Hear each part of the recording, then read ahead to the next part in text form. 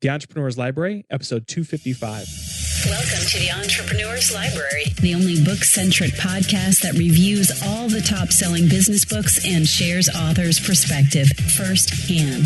This is your resource to finding the next great book that will enable you to grow personally and professionally. Welcome your host, Wade Danielson. Welcome back to the EL. Today we have Darryl Lyons, author of Small Business, Big Pressure.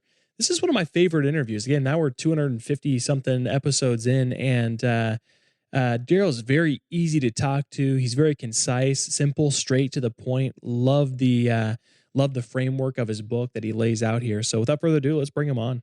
Welcome, Darryl, and thank you for joining us on the Entrepreneur's Library. Well, thanks for having me. I'm excited to be here. Absolutely. Before we take a deep dive into your book, Small Business, Big Pressure, will you take just a moment to introduce yourself? Tell us a little bit about you personally. Sure.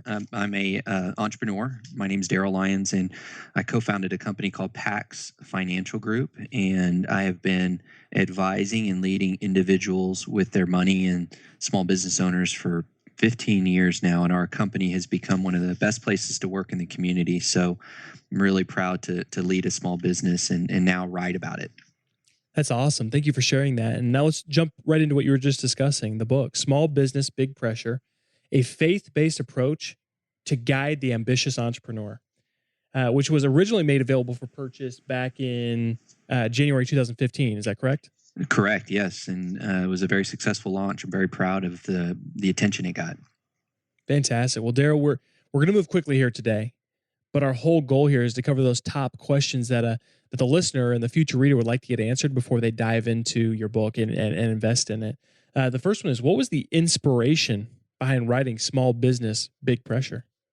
As our company started to grow, we recognized that there was a lot of entrepreneurs that had questions because they wanted to know the secret sauce of how we were growing. And we didn't have anything, but I started teaching classes, and those classes filled up with entrepreneurs. And when I looked at the content that I had developed to create these workshop and classes, I realized that I had a book. And it was based on the experiences I had working with entrepreneurs. So, Darryl, I think one of the most important questions that we'll ask here today is one that's going to help differentiate your book, because you and I talked a little bit beforehand, but every book that comes out is kind of that needle in the haystack now, just by the sheer amount of books that come out on a monthly basis. But, what makes your book different from others regarding, the same or similar topic? Yeah, so there's probably just quickly three things I'd say. One is I'm a small business owner talking to small business owners. So the tested in the trenches idea. Then I try to keep the format very simple. I didn't want to make it overly complex. The most important thing is I've really integrated my faith into the content. And not all entrepreneurs are willing to do that and be vulnerable in that way. I was. And I'm proud to have put my faith into this book. That's excellent, Darryl. And this next question is a little bit different because I'm asking, how did you design it to be read? Is this a book that the reader can jump in, jump out, cherry picking information as needed, or did you really design it to be read from front to back? I understand business owners many times have ADHD like me, and so I did put the book together with the idea of people being able to jump from chapter to chapter. I suggest that people read the first two chapters and the last two chapters for sure. But outside of that, if they want to dive into one component, they'll be okay doing that. So, Darryl, we're to my favorite part of the entire interview, and that's where I can really hand over the mic and really get into the meat and potatoes of the interview and ask you, will you take the next 5 to 8 minutes and give this listener, the future reader, a great idea of what your book's all about? I would be happy to. The book, framework of the book was really developed with the entrepreneur in mind, my family members who are entrepreneurs and the hundreds of entrepreneurs and small business owners I've counseled over the years. I also received feedback from entrepreneurs in the development of the content. So it's really designed for business owners, by business owners. And so that makes me very proud to be able to articulate this. And the framework in which I developed the book starts out really, it has 4 components. Excuse me. The first part is the entrepreneur or the small business owner needs to wrestle with the destination. Where are they going, and how do they get there? Certainly, but creating a vision. And many times we talk about developing a mission statement and vision statement, and we certainly give a framework of how to do that. And so I spend the first part of the book, excuse me, really crystallizing that vision process and making sure that we clearly know where we're going and where that destination is as an entrepreneur. Then, when we start executing that vision as an entrepreneur, many times that's selling products and services, the dollars, our bank account, reflect our efforts. And so the second part of the book will examine how you effectively manage your money.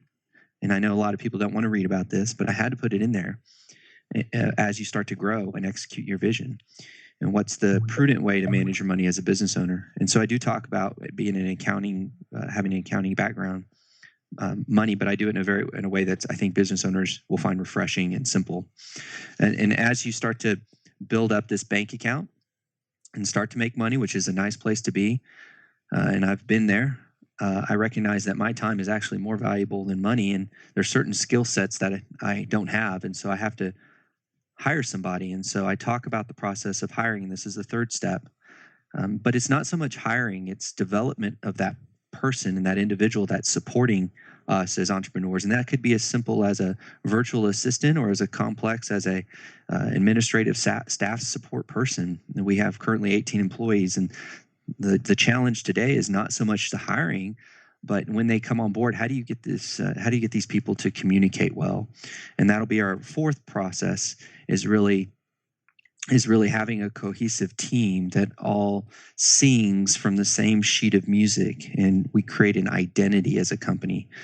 So the identity is really more critical than you would ever think as a business owner. When you have more than one person, so you have the business owner, you have the support person, then you've hired maybe a third person, we have to make sure that we're all playing by the same rules. We have clear principles that we abide by, and a value proposition that we not just put on a business card, but actually believe in. So the 4 steps that I outlined, the 4 sections of the book that can be pulled apart independent of each other are: number 1, destination; number 2, dollars; number 3, dialogue; and number 4, identity.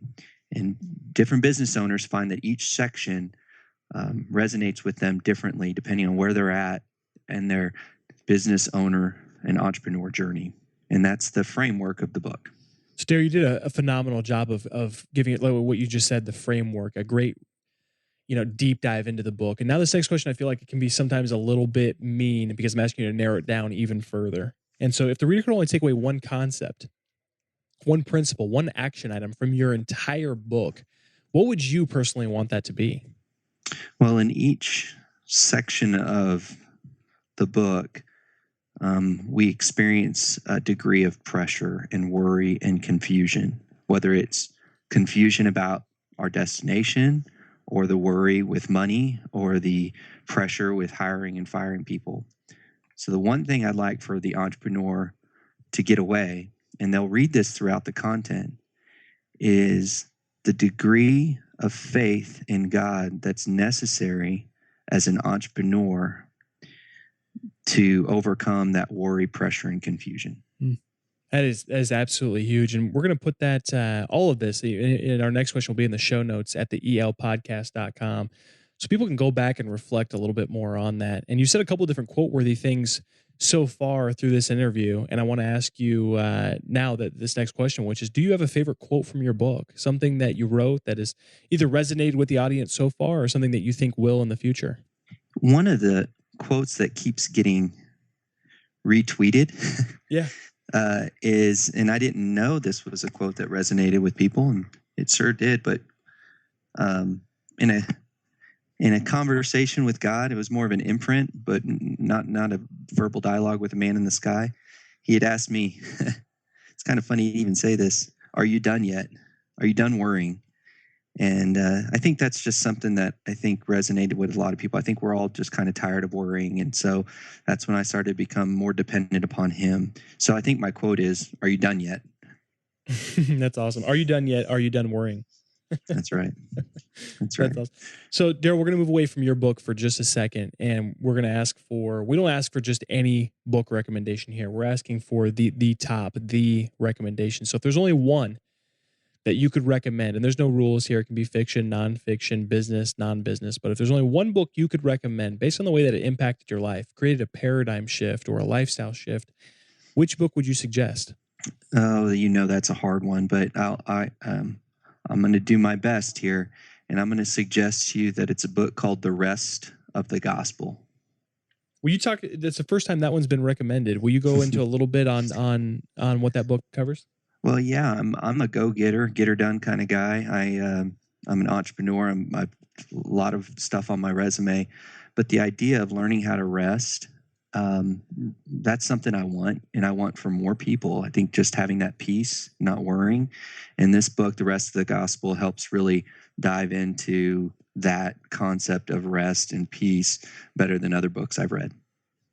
Gotcha. I'm glad you actually explained that, because at first I thought it was rest. The word rest was, I thought it was like the additional part that we didn't know about, not the actual term, resting. It's probably just a play on words. It was a good job by the author. Yeah, right? Absolutely. Yeah, I took that wrong at the first go. So, but Darryl, before we depart here today, and first off, thank you for that recommendation. But before we do depart, can you recommend the best way for the reader, the listener, the future reader, to get more information on you and on your book, Small Business, Big Pressure?